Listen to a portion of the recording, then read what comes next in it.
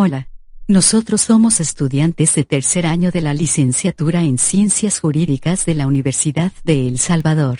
A continuación hablaremos acerca del contrato de fianza. Para desarrollar nuestro tema, primero iniciaremos hablando sobre qué es el contrato de fianza. El concepto de fianza lo podemos encontrar en nuestro Código Civil, específicamente en el artículo 2086 que dice: la fianza es una obligación accesoria, en virtud de la cual una o más personas responden de una obligación ajena, comprometiéndose para con el acreedor a cumplirla en todo o parte, si el deudor principal no la cumple. La fianza puede constituirse, no solo a favor del deudor principal, sino de otro fiador. Requisitos de la fianza.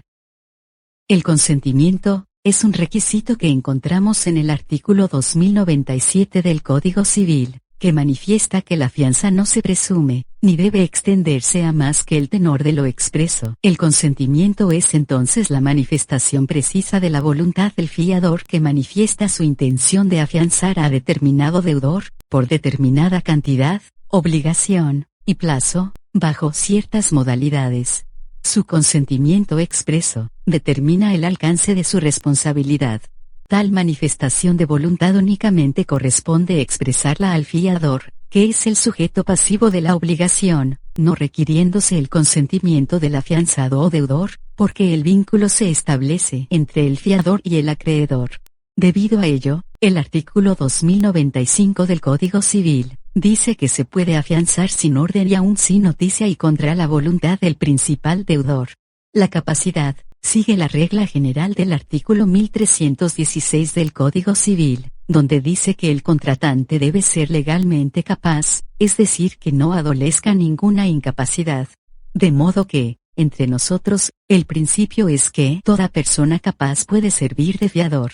El artículo 2100 expresamente manifiesta que el obligado a dar fianza debe dar un fiador capaz de obligarse. Existe también incapacidad para constituir en fiador al pupilo por parte del tutor, ya que éste no puede otorgar ningún contrato que comprometa el patrimonio del pupilo, salvo que sea autorizado judicialmente, tal como lo establece el artículo 322 numeral 2 del Código de Familia. El objeto de la obligación del fiador debe ser el pago de una suma de dinero, aunque el artículo 2093 enuncia que puede obligarse a pagar una suma de dinero, dando lugar a pensar que es potestativa la obligación de pago de dinero, y que se podría pagar de otra manera o forma. En el último inciso del mismo artículo se estipula que la obligación de pagar una cosa que no sea dinero en lugar de otra cosa o de una suma de dinero, no constituye fianza. La causa es el motivo del fiador de afianzar al deudor es su mera liberalidad. Podríamos decir que la fianza tiene causa aparente. El problema es que esa causa es extraña al contrato, porque como ya se ha mencionado, esa causa es en relación con el deudor, que no es parte del contrato, de manera que es muy difícil explicar cuál es la causa de contratar del fiador en relación con el acreedor. Además de estos requisitos, la fianza requiere de requisitos especiales tales como: la obligación principal a que accede puede ser de diversa naturaleza. La obligación puede ser civil o natural, así lo dice la ley en los artículos 2089 y 1343 del Código Civil. La obligación principal puede ser pura y simple o sujeta a modalidades y puede ser futura e indeterminada, artículos 2090 y 2091 del Código Civil. Pero en el caso de fianza de obligación futura, el fiador tiene derecho de retractarse mientras no exista la obligación principal. Bienes suficientes debe tener el fiador para hacer efectiva la fianza, y debe estar domiciliado en el territorio de la República siempre que el deudor esté obligado a procurar un fiador. Este requisito se extrae del texto del artículo 2100 del Código. Clasificación de la fianza. Es consensual, puesto que éste se perfecciona con el simple consentimiento de los contratantes. Estos son el acreedor y el fiador. Un contrato de fianza puede ser gratuito u oneroso. Es gratuito cuando reporta gravamen solamente al fiador y nunca al acreedor, y es oneroso cuando el fiador cobra por actuar en esta figura, y se cuantifica con una figura denominada prima de riesgo, que utilizan las aseguradoras para actuar como fiadores. unilateral, o bilateral. Es un contrato unilateral, porque el único que contrae obligaciones es el fiador, es decir, la obligación es de pagar la obligación principal del deudor en caso de que éste no lo realice, y será bilateral cuando sea oneroso, puesto que ambas partes perciben derechos y obligaciones. Accesorio.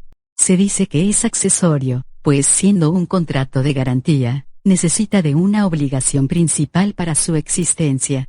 De esta obligación principal, surgen diversas e importantes consecuencias. La fianza puede ser solidaria, o mancomunada. Puede haber uno, dos, o más fiadores que pueden responder en porcentajes iguales, o estipular la obligación que le pertenece a cada uno. Y la duración puede ser definida, o indefinida. Clases de fianzas.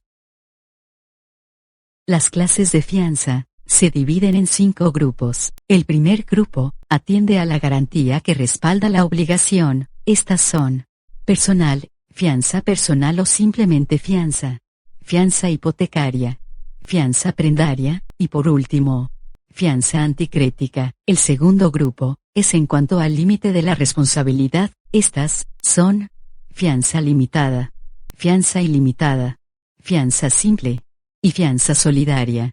El tercer grupo es por el derecho que regula. Aquí se menciona la fianza civil, la fianza mercantil, la fianza penal, la fianza laboral y la fianza tributaria. El cuarto grupo lo integran por su finalidad. Podemos mencionar la fianza para mantenimiento de obra, fianza de anticipo, fianza de buena obra o de cumplimiento de contrato, fianza de responsabilidad objetiva por daño a terceros, entre otros. Como quinto y último grupo, tenemos a las que atiende a su origen. Estas se pueden considerar las más importantes, ya que son las únicas expresadas en nuestro Código Civil. Nos referimos a las 3 mencionadas en el artículo 2087, que son: fianza convencional, fianza legal y fianza judicial. Obligaciones que se pueden afianzar. Hay 5 formas en que las obligaciones se pueden afianzar. Primero, en obligaciones civiles y naturales, encontradas en el artículo 2089 del Código Civil. Segundo, obligaciones naturales abortadas, nulas o rescindibles. Esta se encuentra en el ordinal 1 del artículo 1341 del Código Civil. Tercero, obligaciones naturales degeneradas o desvirtuadas, encontrada de conformidad con el artículo 2253 del Código Civil. Cuarto, obligaciones sujetas a condición, encontrada en el artículo 1344 del Código Civil. Y quinto, obligaciones sujetas a plazos, encontrado en el artículo 2106 del Código Civil. Requisitos del fiador. En el artículo 2100 del Código Civil, exige 3 requisitos que debe llenar el fiador, que ha de proporcionar la persona obligada a prestar la fianza. En nuestro código, encontramos los efectos de la fianza entre el acreedor y el fiador, iniciando en el artículo 2103 hasta el artículo 2118. Entre los efectos que se produce, se puede mencionar el efecto del beneficio de excusión, artículo 2107, el efecto del beneficio de división, artículos 2017 y 2018, efecto de excepción de subrogación, artículo 2105, y como último efecto, tenemos todas aquellas excepciones reales inherentes a la obligación, artículo 2104.